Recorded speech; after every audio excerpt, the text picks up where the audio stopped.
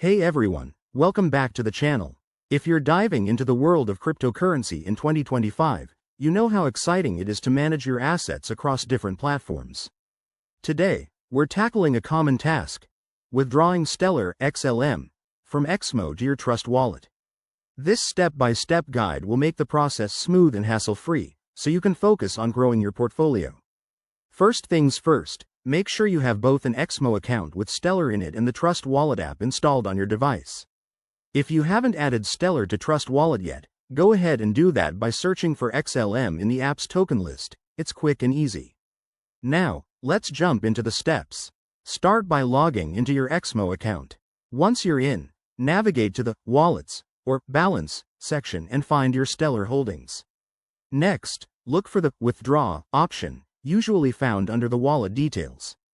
Click on that and select Stellar XLM from the list of available cryptocurrencies. This is where you enter your Trust Wallet address.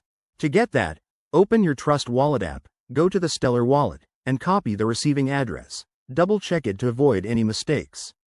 After pasting the address into XMO, you'll need to enter the amount you want to withdraw.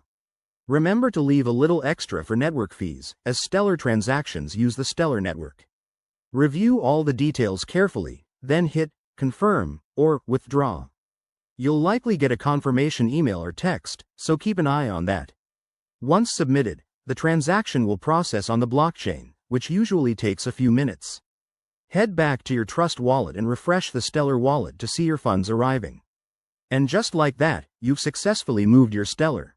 One quick tip: always use the official apps and double-check addresses to stay safe from scams. If you run into any issues, XMO's support or Trust Wallet's help center can assist. Thanks for watching. If this tutorial helped you, hit that like button, subscribe for more crypto guides, and drop a comment below if you have questions. Stay crypto savvy, and I'll see you in the next video. Peace out.